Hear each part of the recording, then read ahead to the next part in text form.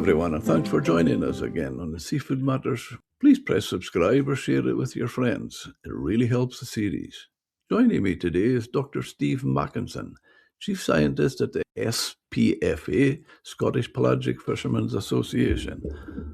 Hello, Stephen, and welcome to Seafood Matters. Hi, good morning, Jim. Thanks very much for having me. It's a really great opportunity. Thank you.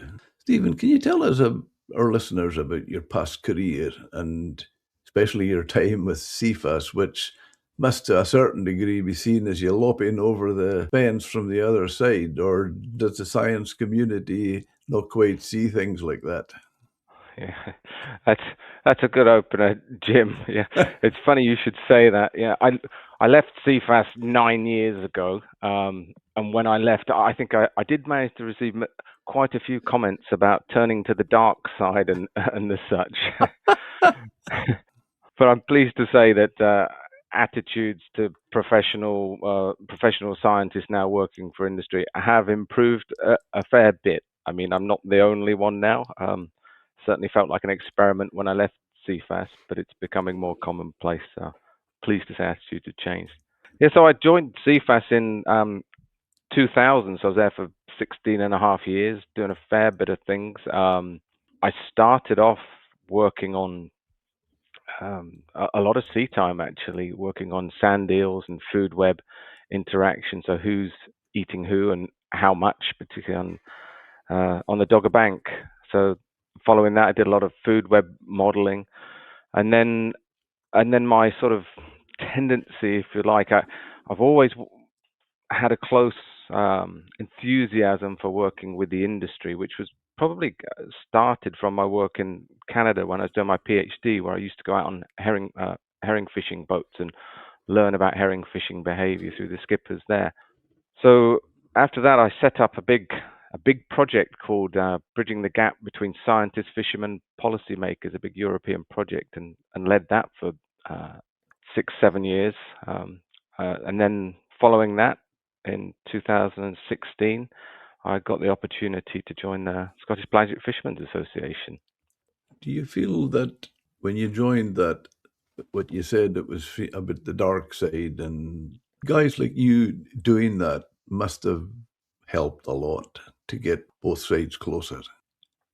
Yeah, it's like I say, it's been a slow burn, really. And what I've come to learn is that it's one of those things where it takes generational change. When I started off on this pathway or journey and getting involved in collaborative research or participatory science sort of thing, but basically, scientists getting a closer relationship with the industry, I thought things would change quickly. There was a review of the common fisheries policy at the time. So that was when the regional advisory councils were first created. So it looked like those steps were moving in a very positive way. They still exist today, but it's still slow. Science, of course, for all its strengths, it has its weaknesses. Both its strengths in the structure and the discipline, as also means it's hard to move and hard to adapt, or slow to move and adapt. And I think that's where we find ourselves. But in that, like I say, in the last 10 years, I think there's been huge shifts for opportunities, and people are starting to see that. Partly because we have a new generation of scientists coming through that train differently and view the world differently. Okay, that's interesting. If the public understood one thing about pelagic fisheries and the ecosystem, what should it be? Public understood one thing about the pelagic ecosystem. So pelagic fish. So fish that occupy pelagic means the middle of the water column. But sometimes they don't swim in the middle of the water column at all. But that's generally what it means. But not sitting on the seabed, generally. And when we've been talking about pelagic fish, you've heard us talk about mackerel, herring, sardines, blue whiting, fish like that, sprats, for instance. They're all what we term pelagic fish. And the key feature that they all have between them is that effectively they're connectors in the food web, right? So they take the production from zooplankton, the planktonic production, which can be enormous and not all of it's fully utilized, and they turn that into energy in the system. So they'll eat the zooplankton and other things, and they turn that energy from primary production and secondary production, zooplankton, into first sort of flesh and fish biomass, which is then used and consumed by all the things above it, all the predators and things that are eating them. So they're right central in the food web. Sand eels is a wonderful example, actually. I once did some work, I was referring to earlier, the food web, the North Sea. And if you look at the connectivity of sand eels in the North Sea, they're like pivotally connected to so many different things as sort of inputs and outputs, and they're vital. So that's the role they play in the food web around the world. So their production is just enormous, but they transfer energy from the lower levels of the system through to the higher energy, the higher levels of the system. So one, so if the public should understand one thing, pelagic fish are absolutely, kind of a hinge pin in the ecosystem. Pelagic fisheries, maybe one thing they should understand about pelagic fisheries, boats are super large and super efficient, and sometimes they're much maligned by some campaigners. But they're regulated. They're heavily regulated. In the UK, they're some of the very best at fishing to their quotas. So they're not sort of free for all and allowed to go anywhere and do anything.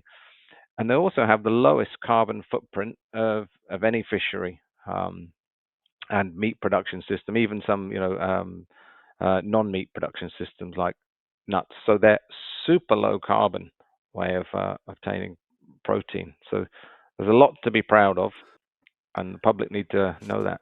One of the most fascinating stories I've heard in recent times of pelagic fishing was one of the modern Shetland trawlers was was on a mackerel survey and looking for mackerel down the west coast.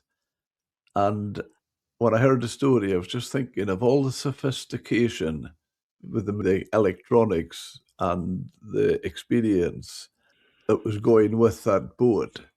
And to hear the fascination for me, Steve, which possibly is day to day stuff for you, but was he checking his instruments? No, he was watching what whales were doing. Yeah, yeah. Well, you can't miss the telltales that are there, right? Sometimes they see further ahead. It is remarkable when you see stuff like that, and yeah, particularly for instance, if when you say about checking the instruments, things can be happening way above, actually higher up than your instruments see, and then you need those telltale signs on the surface so you can be sailing over things that are actually above your above your keel. Yeah. Okay. What about fisheries scientists that you feel is important to you? So for me, fisheries science, I guess why I've been drawn to it is all about the curiosity. So, what's under the water, just wanting to know what's under the water, and how things sort of behave and figure out how things work. And I think that's why scientists actually have a genuine connection with fishermen, because that curiosity is a common ground of which you can have those kind of conversations. I also like it from a personal perspective for this sort of objectivity and the structured and planned approach, because I think it's really important to be able to, you know, build up a case or evidence and deliver that in a structured way. So it kind of plays to my strengths of being organized and planned, I guess. Would something like that give you the spark to, as you say, find out what's under the sea? I suppose there's a little more built round that. Is that what gives people like you the spark to go and study it? Yeah, I think what you'll find if you turn to the scientific community and started asking how many people have got a connection with the sea already, or it's like their favorite place to be, or they're anglers, for instance, and they grow up as anglers, like me. I grew up as an angler and still a keen angler. I really think it's rooted quite deeply. You've got people who just kind of like the numbers and stuff like that, for instance, but there's a lot of scientists who just really, love the marine environment or water and fish. Fascinating. Can you tell our listeners about your involvement with Fishing into the Future? I ask that because I've attended a recent FREP, and as a result, I just really see it as such an important concept, getting everybody around the table and talking. I'm glad you feel like that, Jim. I'm really pleased. It was a wonderful experience. I mean, fishing into the future. I think it's a fantastic charity. It's been around for some time. I'm pleased to say I've been involved since the beginning.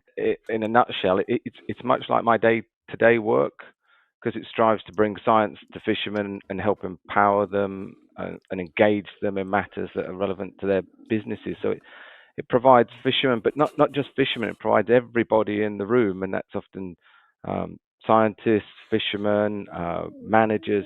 It helps sort of empower everyone and build those relationships and knowledge to do their job with and speak to each other with respectful relationships and confidence to do that. So it's it's an amazing thing fishing into the future. Totally, totally. And when I say everybody around the table, I mean everybody. And there was a fisherman there made a point to the guy on the floor was head people in Marine Directorate. But asked him a question, and he says, the guy in Marine Directorate says, I don't know that. I'm going to check that out. I'm going to find that out. And I thought, what a brave thing to say. Yeah, the honesty and openness when you put people together and you're face to face, it's transformative. It's brilliant. No question. Where do you see the biggest opportunities for the strategy to change the relationship between science and the fleet? Or is there a strategy?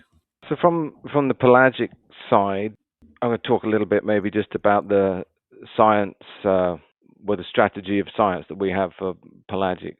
And we've recently released a new strategy. Actually, just last week it went live.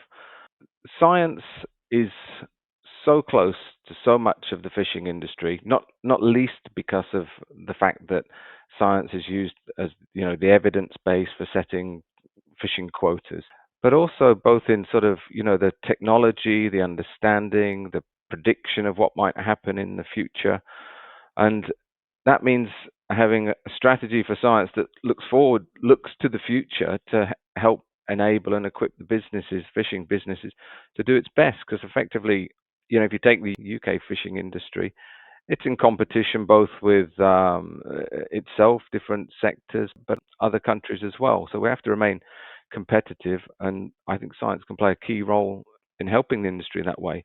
And if you look to times gone by, I mean, years ago, that's very much how science and industry came together. In the development of the fishing era, fisheries developed through these conversations and partnership with science. It's in the interim, I think, where there's been some erosion in that relationship and roles and respect for one another. But it's still there at its heart. It just has to be mobilized, I feel. Is the aim here just better understanding, more trust, or genuinely better data going into the assessments? All of the above. I Okay. guess from my side, the approach is if you focus on the data activities and the science, you're doing something practical where people can relate to one another. You have some specific activity, and if you get engaged in sort of data gathering activities, you build a common language. So you build understanding, you build confidence, and through that, then you can build trust, particularly where you see that the information that you're generating together is being applied and used in science that's meaningful and relevant by the industry. So it's all three, but I think if you focus on the um, data data side, the others come through the process. I still feel that yourself making the brave step of coming, as I said earlier, crossing the fence. I think that's got to help because scientists will trust you, possibly, maybe that's a bit crude, they'll trust you more than they would trust maybe just a fisherman. Yeah, and that's the delicate line to tread, if you like. The risk has always been. I mean, the comments, that they're made in jest, but I'm sure there was some concern about the dark side there. The comments made in jest, but it's a difficult line to tread. If you work for a government institution in science, you're de facto given the sort of credibility and standing that comes with the job, effectively. But you move out of that and you work for as a professional science. You have to work, in industry. You have to work 5 times as hard to maintain that credibility in the arena that you work within.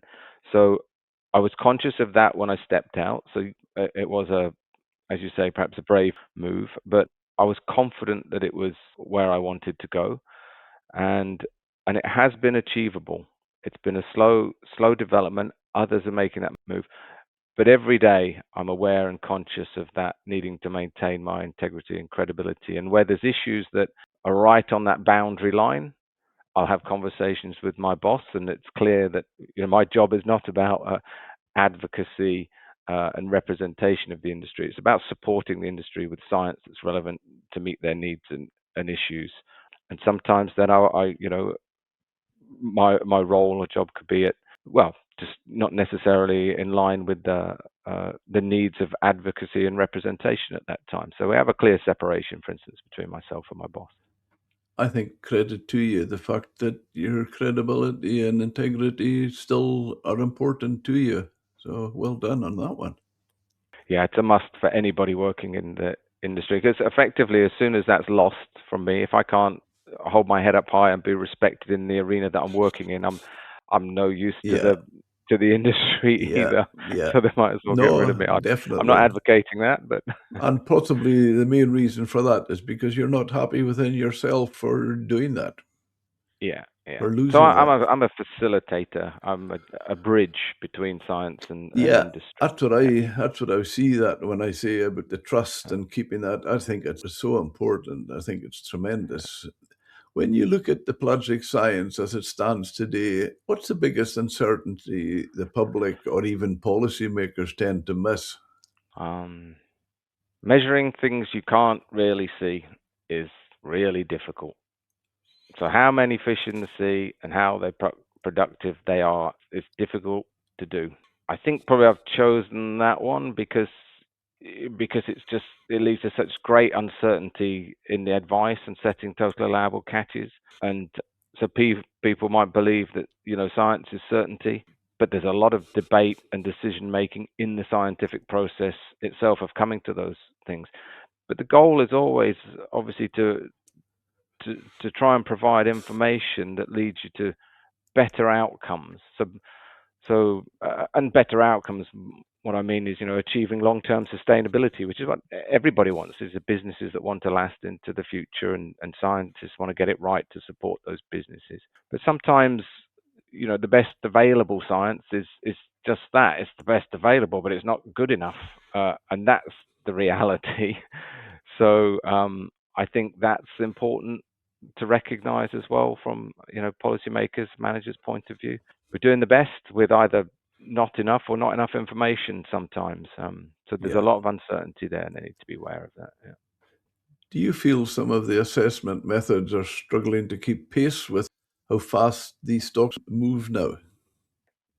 Yeah, there's a number of dimensions to that, but certainly, and they're almost so the assessment method. So when we're talking about stock assessment, this is basically, if I just explain a little bit, the easiest way to understand a stock assessment is in maybe two parts. I like to make the analogy of sitting in your car, looking in the rearview mirror. So the stock assessment is the assessment of what's behind you, what's happened in the past. So a stock assessment is basically an accounting, a fish accounting system where you're trying to keep track of the numbers over time, and it does that by looking at the age structure of the population and knowing that from one year to the next, fish die. So if you see, for instance, let's say 103-year-old fish in one year, the next year there should be less of them. Unfortunately, sometimes the assessments come up that there might be, or the data indicates there might be more of them the next year, but we know that that just simply can't happen. So you're trying to track the ages or the fish as they age through the population. That's really what a stock assessment does. It's just tracking things as they age through the population, and if you can track them, you should have a decent assessment. So that's the looking back part of a stock assessment, but it's a bit of a cartoon, of course, because you use a model to do that tracking. So you're looking back, and it's a cartoon past. The second part of what people often refer to assessment is actually the forecast. Is that looking through your front windscreen and seeing what's down the road, and that's a blurry picture because in order to take your assessment of what you've got behind you and then think about where it's going into the future, you have to make a number of assumptions, and it's those assumptions that become vital to setting the total allowable catches in the future, and that's keeping that. So that's effectively what a stock assessment is. There's lots of uncertainties, but as we grow knowledge, stock assessments become more complicated as they try and incorporate more knowledge. It's a continuous improvement process. Sometimes they're not adequate, but it's a continuous improvement process. One of the things, for instance, right now that I'll point to is that we've been waiting for 30 or 40 years for genetics to start to tell us a little bit more about the complexity of fish populations and how they're structured. And what we're finding from, for instance, the genetics of herring stocks is that we have what's called a meta population. I think we always knew that, but we're now with some certainty able to quantify the subcomponents of stocks within let's say the North Atlantic. Many subcomponents. And that creates then a challenge of whether you have to split assessments up into subcomponents, whether your fisheries management is trying to conserve or protect subcomponents. But fisheries don't operate on that scale. So you have a connection between fisheries spatial footprint that's connected to countries, to communities, to fishing skills in ports, and the fish population and their biology and distribution doesn't really map over to fisheries. So the overlap between the biology and fisheries makes things exceptionally difficult. So the lag or the complexities are just going to increase over time. Wow. The Scottish fleet collects enormous amounts of acoustic and spatial data. Where is the industry integrated data making a clear difference today? Economic, social, as well as biological? Yeah, so maybe I can just draw on our experience with I'll give you an example of a program, a data collection program called the Scottish Pelagic Industry Science Data Collection Program. And that started, or the idea for that started when I came into post for the Pelagic Association. And the basic idea was, can we do better, or can we improve effectively the samples that are going into the stock assessments, so we can track the ages of fish better, as I've just sort of outlined, that kind of process. So can the industry contribute to that continuous improvement process? And the answer is yes. So over the last, 6 or 8 years, we've developed a program where the boats themselves, the crews on the boats, are collecting scientific information on their catches. So they're doing that, and that means every boat that's involved in the Pelagic Association is voluntarily involved in this program. In 2021, Scottish Marine Directorate stopped their national sampling program and took fully on board the sampling now that's done by the boats and replaced their previous sampling program. So the industry sampling program is now basically delivering the data for stock assessments. And that's made a clear improvement both in the coverage and the amount of the data. Previously, the sampling program managed to sample a few boats here and there, but it never managed to get access to the boats that were landing their catch overseas, for instance. So it didn't see half of what was happening in the fishery. And now it has full spatial representation and full temporal representation of the fishery. So yeah, it's been a clear win. That sounds good. Unintended consequences are something that has bitten the industry in the past. Can we safeguard against these and give the fishermen the confidence they need to buy in? That's a good question. You can never fully safeguard against unintended consequences, but maybe it also depends on what you mean by unintended, and whether that's unexpected. So, the industry getting engaged in science and all sorts of arenas, they might have expectations, and so when things don't turn out the way they expected, then it's an unexpected consequence. Like I said, it's a continuous improvement. It's not about tipping your hat in and getting involved and expecting to get more and improve your lot next year. Getting the industry engaged in science is all about knowing that the data that they contribute is reflective of their activities and represents their businesses. So it's about the quality of the data and its application. But always it boils down to exactly that, the quality and representativity of that information. We all know the adage for models. Shit in, shit out. So we have to pay an eye to quality data. Okay. Mackerel seems to drag science into politics more than most species. Do you see that? Yes, and it's probably not surprising. The value of mackerel fisheries are just incredible. So it's important business. Yeah, and the investments obviously that go with mackerel fisheries are huge around the North Atlantic. So it's not surprising that it gets dragged into the politics as well. Yeah. Yeah. Do you feel Scotland's evidence and experience are given the weight they deserve in that international arena? You'd have to ask my boss that one. I'm not engaged in that. That's the separation between the science and the policy, if you like. But the industry is engaged through the government, involved in things like the coastal states negotiations and all of that process. So they're often cited on it. The extent to which they're given the weight that they deserve in international, I don't know. So I'll defer you to my boss, Ian Gatt, for that one. Well, I was speaking to his brother on the pier in Scrabster last night, so. A Scottish Pelagic Fleet has generations of experience behind it. Does that depth of knowledge come through strongly enough in the scientific and political process? That's a really good question. I guess that's from the political process side. That's what representation is all about. Again, that's Ian's job to ensure that it does, that knowledge and experience is brought to the table. And from my side, from the science evidence side, it's also a key part of the job. There are skippers that are in the in the business, active skippers now, and then their fathers, and then their fathers before them, that carry a huge amount of knowledge.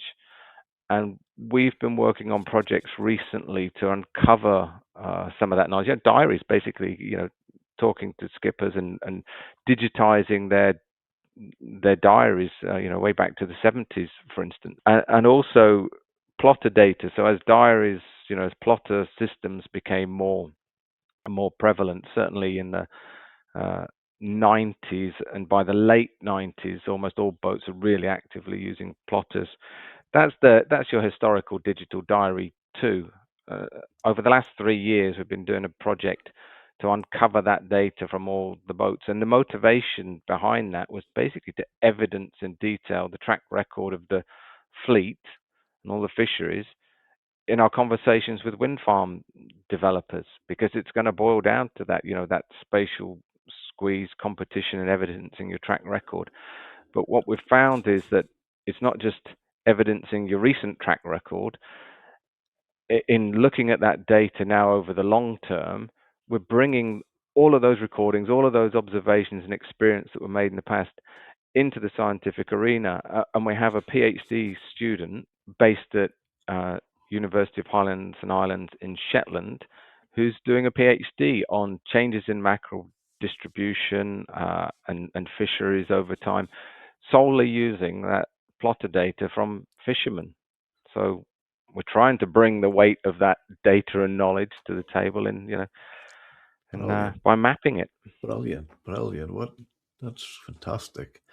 Do you think science currently leads the conversation, or does it often end up responding to political positions?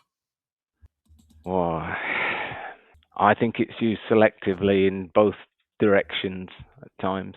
I think it tends to, in the political arena, it responds to it. But of course, what we see is there's calls for evidence.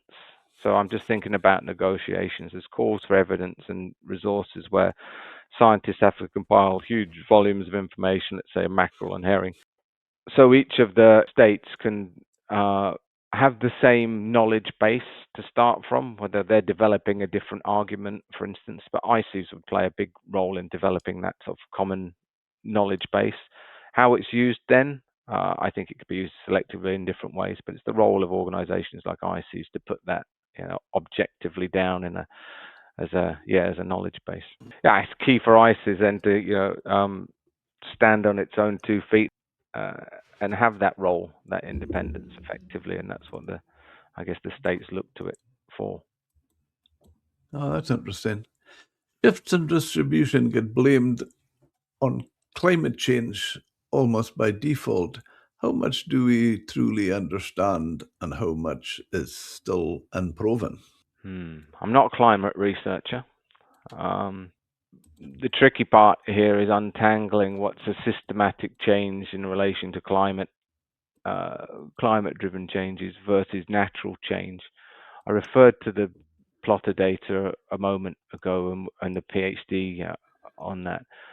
And what we see, there's been some huge shifts over time, but shifts that have gone one way and then gone the other way, so reverse. So you've got patterns that change. The extent to which those patterns are then moving systematically in a direction that's, climate driven can be hard to detect. Hopefully, this PhD might give us a bit of insight on that. But they can't be ignored, whether you look at it as long-term change or not. We see changes in the distribution of mackerel spawning over the last 10 years. It's got further and further north. Migration timing, for instance, that's really important for fisheries. In the 90s, I believe it was, that mackerel used to, before they'd sort of start to move west, they'd be holding off over the Norwegian line, and all the Scottish boats used to be towing up and down the Norwegian line, waiting for mackerel to cross the line, and the timing of that completely changed. Okay. Yeah, herring's different, right? So mackerel spawn freely in the water column over a very, very large area, so they're kind of free to move, and their migrations change, and water temperature is a critical effect on that. But herring, of course, need some substrate, some gravel to spawn on. So typically they'll come back to the same areas, or they'll use them over time.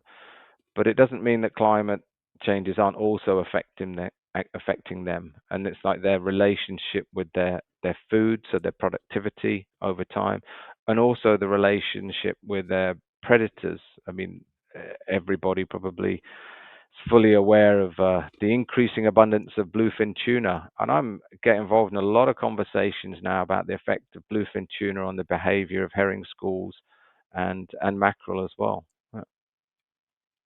My goodness. I had a conversation just a few days ago with a crabber in Scrabster, and I don't know, maybe you would tell me different, Steve, but all we're hearing about is how the water's warming and global warming and increased temperatures and fish are moving north. This boat I'm talking about fishes the same sort of area west of Shetlands down to west of Orkney. And last week he had a poorer catch. I asked him, had he any thoughts about why that was the case? And they take temperatures a lot, the crabbers. The temperature was 3 degrees colder. So the temperature is critical. We try and make sure when we're doing our self-sampling program on the boats that that's the one thing that if we ask them to record any environmental information, it'd be temperature. And not just temperature. A lot of science uses temperature at the sea surface because you can measure it from satellites and stuff like that. But what's really important for fisheries and understanding those behaviors is temperature where the fish are. So that's the critical part. I'd like to see that become really routine. The measurements of temperature where the net is fished just become a standard sort of monitoring program. It affects the timing of migrations. It affects whether things are accessible in some areas or not. And yeah, temperature is everything. So I'm not surprised to hear that. And we've seen some, over the last few years, there's been a couple of episodes where the water's been just exceptionally warm. and certainly it's affected the timing of herring spawning in the North Sea. Yeah. Yeah, well, the other thing, Steve, and I felt with that guy saying 3 degrees, I thought 3 degrees in percentage terms would be high. Yeah. Yeah. Well, it is if the temperature up there is normally about what 9 or 10 or less. Yeah, yeah, Yeah, it's a big change. yeah. Yeah. Skippers report things in real time that no survey ever could. Where do those observations add the most value? We talked a little bit earlier about the lag or the timing of whether assessments can keep up with fishery observations, and for me, this is a critical one. The bit about stock assessment or stock forecast that they said a critical assumption is if you're looking into the future, you have to make an assumption of what recruitment is going to be if you are to set a TAC. How many new fish are coming in that may become available to the fishery? And I think this is one of those key things that uh, the fishing industry or fisheries can be involved. At least getting a handle as an early warning indicator, maybe not quantitatively exactly how much, but an indication of whether they're going to be good year classes or not. It's not always the case that it's possible to do that, but the fact that they are almost 1 year ahead in this way, or they're on time, and the stock assessment is 1 year behind, building in that knowledge in that year where you're making the projection, I think is critical. So recruitment is basically the Achilles heel of fisheries science or recruitment forecasting, and it's the golden fleece if we can solve that. And it's been like that forever. So Yeah. one day. Are there aspects of modern pelagic fishing, like gear behavior, fish behavior, catch density, that science is still maybe catching up with? Yes, I think so. I've been involved. I had the pleasure to run now quite a number of scientific surveys using Scottish pelagic boats, and I would say that they make incredible research platforms. So science is catching up in the sense that they might think, or sometimes that scientific research vessels are state of the art. They don't get replaced and updated anything like the frequency of the pelagic vessels. They really are state of the art and wonderful research platform. And I don't think that's been widely appreciated or known to the extent it should be known. The equipment that they're using, for instance, the echo sounder equipment, is often scientific grade instrumentation that can be just used straight away for the standard scientific acoustic surveys. So I think that's one of the kind of things that are critical, and harnessing those capabilities of those modern vessels. Going forward, it probably needs to be on the agenda even more. Everyone, money's tight. Um, Research vessels are a challenge because they have to be a jack of all trades. They're expensive, really expensive, but they also have to be a jack of all trades. So, where if you're conducting an acoustic control survey, a fishing vessel as a platform can be fantastic. And the same for inshore areas. If you need to get into tighter spaces and things like that to do surveys of any other species, you know, smaller boats, fishing platforms can be wonderful. When observations on the water don't line up with what the models expect, how do you approach closing that gap? Hmm. Well, so what a model does. Imagine a model's a. Let me think about how to say this. It's not really the food processor or food mixer or something like that. So you put the ingredients in. So the data going into a model uh, are the ingredients. Um, and what a model is trying to do is make sense and make something useful and meaningful, like a cake or something, out of all of those ingredients. But you can't make a decent cake with one ingredient, right? They have to be rendered mutually compatible. So if what's coming out is a poor cake, You have to start to go back to the ingredients and say, where is it? So you look at your model predictions and how well the terminology is, how well it fits the data, how well it explains the data that went in. So that's the first place you'd be looking to try and close that gap is, a diagnosis of why the cake didn't. What did you forget to put in, or put too much, or the quality of it wasn't good enough.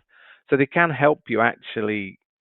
They can serve a purpose, a model, in telling you whether your data is any good for a start, and then how you need to improve your sampling program or improve the quality of the data going in. So models, they play a critical role in trying to make sense of things when we know fragments of information, but not the whole picture from any one data source. Yeah, you've certainly given a new meaning to the term. If I knew it, you were coming, I'd have baked a cake.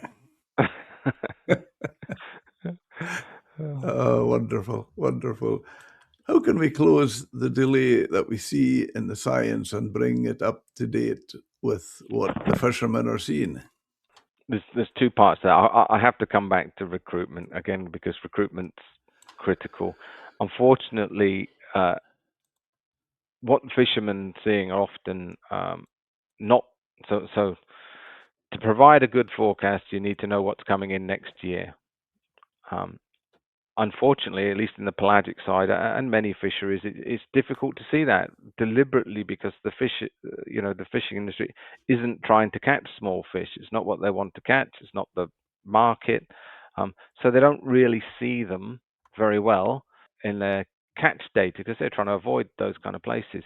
And that's why you need surveys. Just to come back to that you can't use catch data from fishing industry without surveys, because surveys deliberately go out and trying to look and measure the abundance of all of the age groups in the population. So they should get a better handle on recruitment. But nevertheless, fisheries just spend so much more time on the water and so much more observation to ignore any information that helps give you an early warning signal, and that close that gap and get up to date is kind of a bit foolish, I think. So there are efforts to do that now, but they should have been working on this, I think, much more in earnest in the past. Maybe it's the fact that the trust and the confidence between science and the fishing industry just hadn't reached the level of maturity needed to do that. And Yeah. Anytime pelagic stocks hit the headlines, Newlands disappears. What's the biggest misconception you find yourself correcting? oh, that's an easy one. Um, Science is certain. That's the biggest misconception. I think I see stock assessments advice come out, and we've talked about best available science, but there's so much uncertainty in there. So I've spent a lot of time recently explaining and unpacking IC's advice for various groups of people, because it's really key to understand what it means, how to read it, and what it means. And by the end of most of these explanations that have been given, people probably go away with a lot less certainty, and that's probably the key message. So Yeah. science is certain would be the fallacy.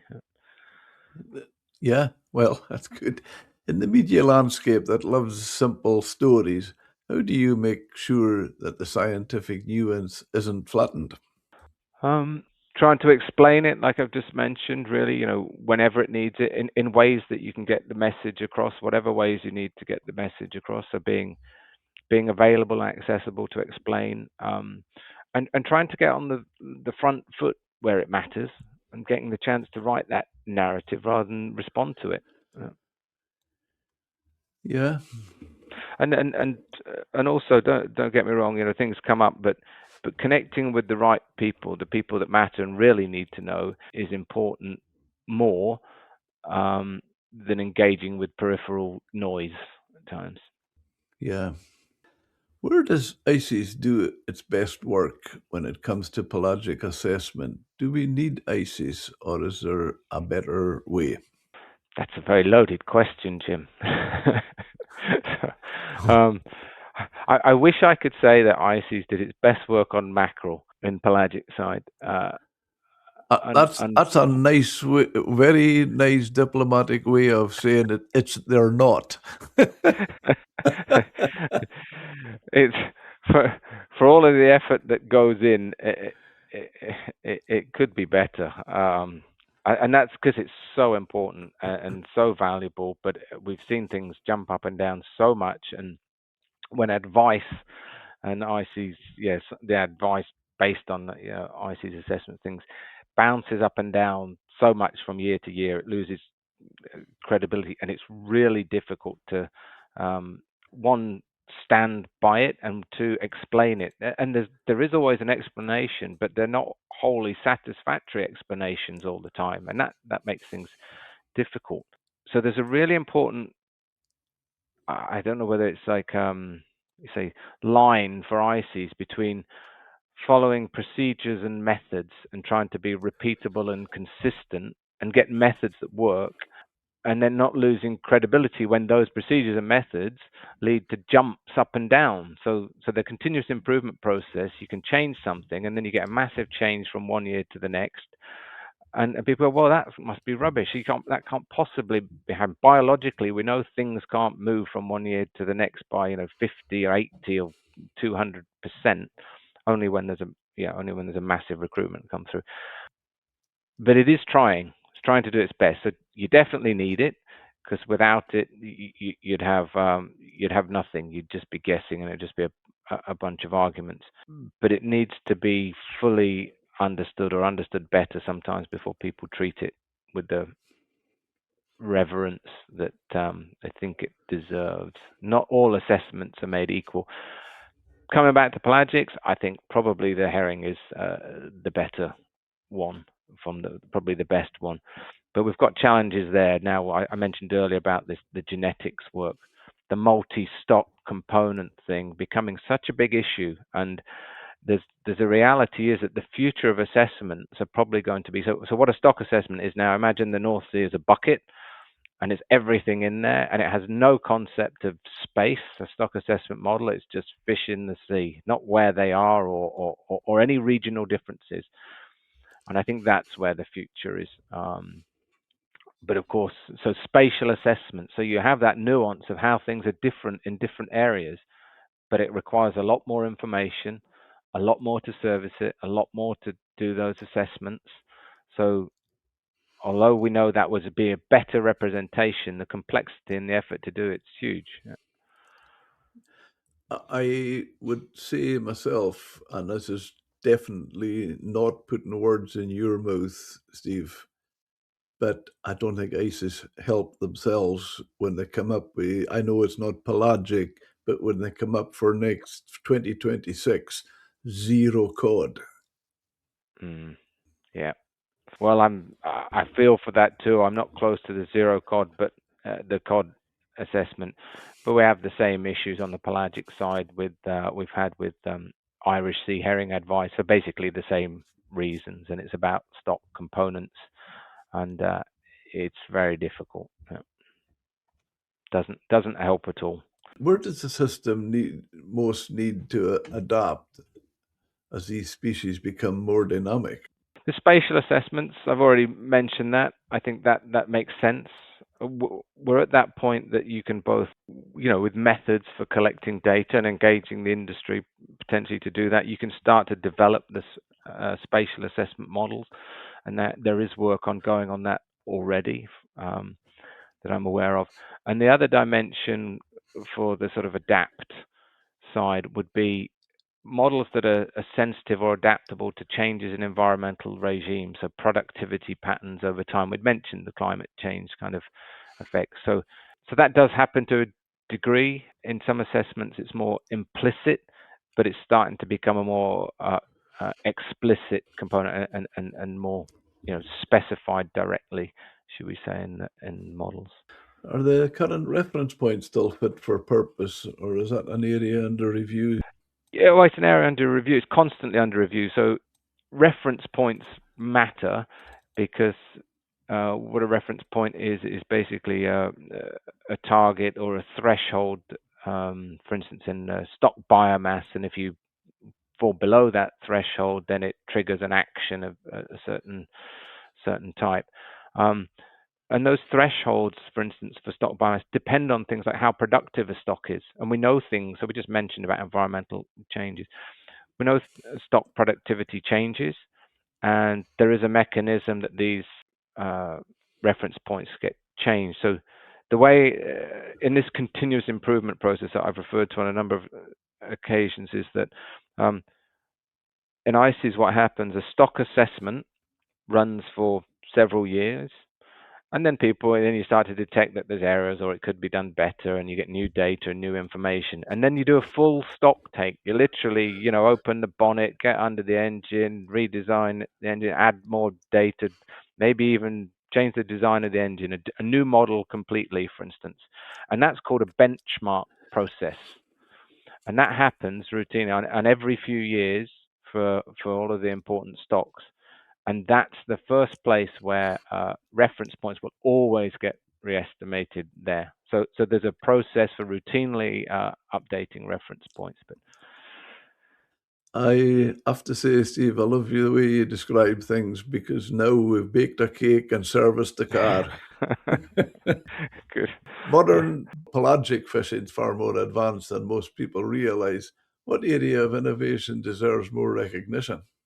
From pelagic side, I mean, I don't know whether you've had the pleasure to go on board and have a look, but many people are really surprised about how clean the catch is. I don't mean clean as in filthy or dirty. I mean um, that when pelagic fishermen go to target herring, or go to target mackerel, that's pretty well all they get. Occasionally, we get issues with mackerel and herring that swim together, and you get a bit of a mixed catch. But when they're targeting a species for a fishery, that's pretty well what they get. So people are surprised. They just think big boat, big net must be hoovering up everything in the area, and that is not the case Yeah. at all. So the innovation there is, you know, cleanliness, cleanness of the catch, avoiding mixing.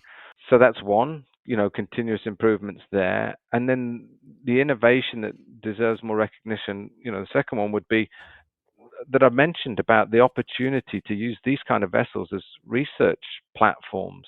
They're so well equipped because they innovate to be at the top of their game and all the time. So they're taking the best equipment. Yeah. No, yes, I have been on board one in Scrabster, and I was just so impressed. Very impressed. I have to say, with the people as well as the boat. Excellent. Yeah. Where do you see realistic gains in selectivity, efficiency, and environmental performance? Hmm. All right, it's not unique to the pelagic sector, but basically it's pre-catch selection. So when I say gains in selectivity, uh, that's being able to make a choice whether you either put your net down in the first place when before you start fishing, or even if you are fishing, then making a choice whether it's not what you need to catch and being able to stop operations at that point. So selection through saying, I'm not going to fish here, not going to fish there, because I know and I can see in advance what's there. So if we could just see in advance before you set your net or deploy it or open it or whatever mechanism you've got, that would just be a game changer, I think. Seeing in advance, precision harvesting, and the same from if you're actively fishing and maybe saying, I mentioned about some herring and mackerel. You don't want to mix herring and mackerel if that's happening because you might not be offered any money for your herring if you're fishing mackerel at the time. A factory might not give you any money for your herring, but nevertheless it comes off you have to book it in and it comes off your quota. So if you could see what's going in the net directly, so wireless connections or real-time monitoring of like species size and selection again would be another game changer for selective fishing. But there are barriers to transmission of digital data without a wire, and adding a wire all the way out to the back of the net's not easy. But there are technologies. I was speaking to someone the other day, Tom Rossiter, about who was explaining some new system where they're putting the cables inside the warps, I think, or yeah. So possibilities for this. So really seeing what's in your net, live viewing. That must give fishermen a big advantage. Yeah, absolutely. Yeah, that's fantastic to think that they're actually seen. If you had the full funding and no bureaucracy in the way, what project would you launch tomorrow or transform pelagic science? Is that an offer? Yeah, yeah. That's very gracious of you. Yeah, yes, please, I'll take it. Uh, well, unlimited funds. What would I? Well, the thing we've just talked about is a no-brainer.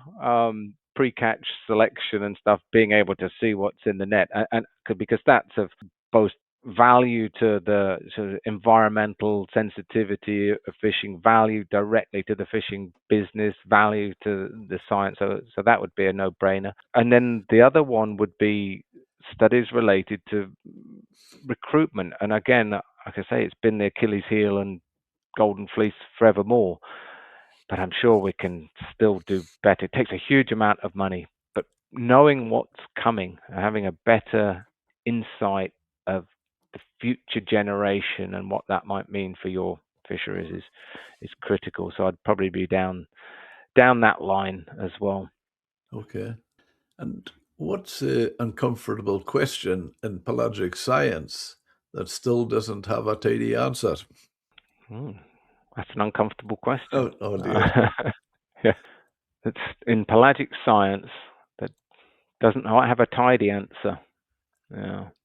Oh, recruitment. I'm just going to go back to recruitment because stock forecasts and TACs, are just sitting always on what that's on the implications of recruitment, and it's an uncomfortable question because it's an assumption that's made, and there isn't a tidy answer because you can do your very best to guess what it is, but none of them are really very adequate to do that. So yeah, it's always the big question, and it's really the key reason for the most part, or for a large part, why assessments often bounce up and down, and people can't plan without it. If you had better foresight, even within a year of what's coming in, you can make better plans. Yeah. Looking ahead, maybe 10, 15 years, how do you expect the Scottish pelagic fleet to adapt as the science evolves? I think for the pelagic fleet, as kind of the boats, if you like, the operations are good at adapting already and evolving. So they'll be evolving with the latest technology, and I don't think that needs to be driven by science. The business imperative for fisheries and a good margin and competitiveness all around already drive those innovations in vessels and uh, equipment. So that's one. As the science evolves, I mean, we're next year from the Scottish side in March next year there'll be implementation of remote electronic monitoring on the vessels that will give detailed information about where and when boats fish. So the actual, to the extent of which you'll be able to determine by winch monitors and things like that exactly when a net goes down and how long it's what I'll call it effectively fishing. So it's deployed and then of course it spreads and it opens and then it's fishing and then it's hauled up. And we call that's a measure of effort. So you'll get precise measures of fishing effort. So how much effort you put in, so towed for let's say 45 minutes precisely, and we can measure that really well. So then you get a really good idea of how much effort you put in different places and what you catch. So if you had that much combined, so if you have your effort and your really precise information on that, and then you also had in the next 10 to 15 years that monitoring of what's going in your net when you had your live view of your camera, you could see precisely, what we call catch per unit effort in fisheries science. And it's not just a 45-minute tow. Everyone knows you're towing, let's say, for 45 minutes. But when you catch, might have just been the first 15 minutes. It might have been the last 15 minutes. So that kind of precision information in science going to have a huge impact on understanding how efficient and effective vessels are. And the other one coming down the line, 2 weeks ago, I was at a meeting called Catch Welfare Platform. But the issue of welfare, humane slaughter in wild fisheries, is a train that's coming down the line. The speed as yet undetermined, but it's coming down the line, and I think that's going to be quite a key transformative thing, or has the potential to be a bit of a transformative for pelagic fisheries. And what will that involve? Well, it's finding a solution to be able to kill fish in a way that minimizes the stress to them. At the moment, fish obviously it's a very quick process. They're brought up against the side and pumped on board, and then they're chilled very quickly, and it leads to high quality fish. But there's a link between stresses and quality, and if there are stresses involved in that process, minimizing those stresses is the ethical side of it. But minimizing the stresses before they die, because they're all destined for death anyway. But the way I view that is if you're working towards minimizing those stresses, but you take that from a quality point of view and it's linked to quality, then there's an incentive and motivation for the industry to work on it. If you lead to better quality fish and better prices, or markets demanding that quality, then that's what will lead you down there. But you're also meeting that ethical, social dimension that is gaining momentum about welfare in wild capture fisheries. Yeah.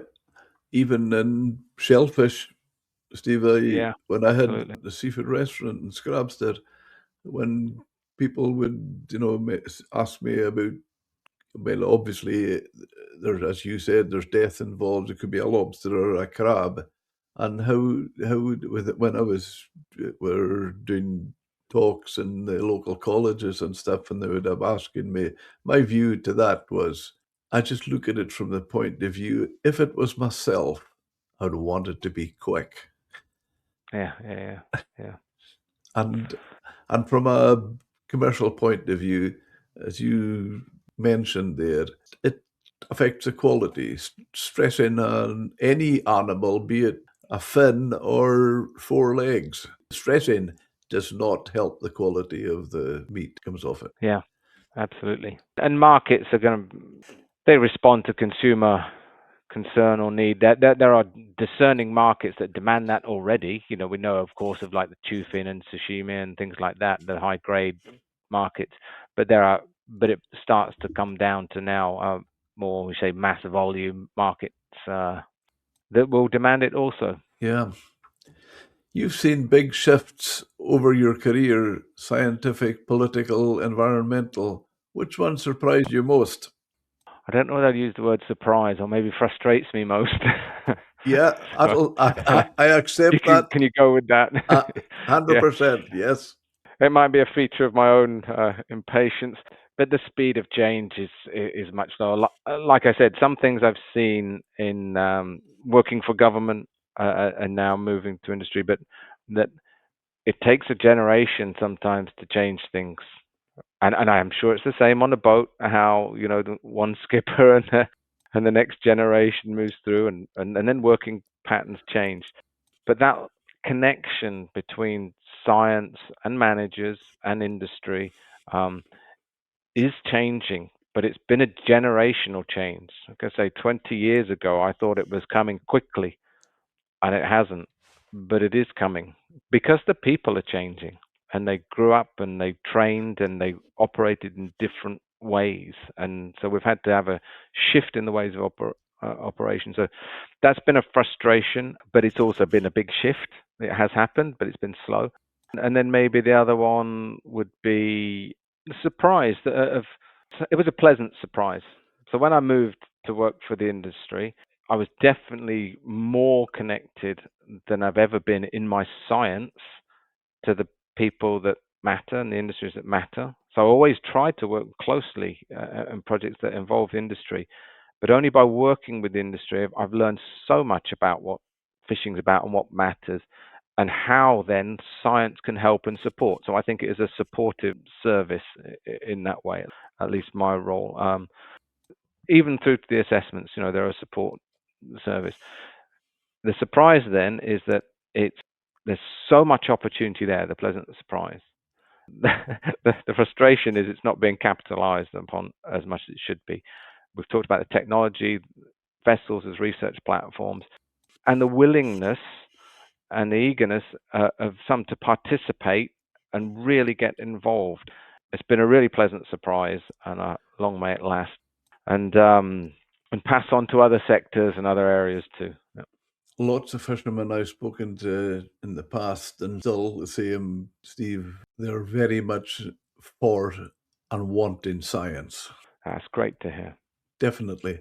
But I take it with your comment on frustration. And I could picture. I think it's maybe such a traditional industry.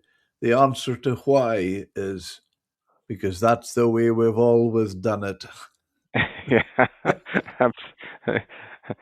and the cogs of big institutions are slow to move. Yeah. Yeah, yeah, yes, indeed, indeed. What advice would you give to the next generation of Scottish pelagic scientists? Or not just Scottish pelagic scientists. Okay, Any scientist, yeah, who wants to be connected in that way, is go on a boat. That's easy. Yeah, go on a boat, go to talk, be open, listen, understand, learn, give knowledge freely. Yeah, and do not think that you know everything as a trained scientist or something like that. Everybody knows stuff, and everybody knows different stuff. So we need to be free to give and open to learn. yeah, that's a good point. That's good. Stephen, where can our listeners follow you online? That's a good question.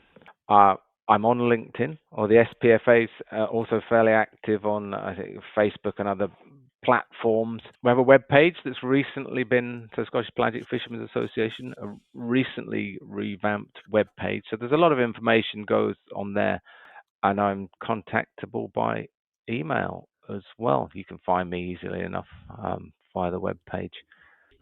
Well, that's fantastic, Steve. And I think we'll maybe fold it up and just thank you so much for your time today. Really interesting. Oh, same. It's been a pleasure. You asked some great questions, taxing ones as well.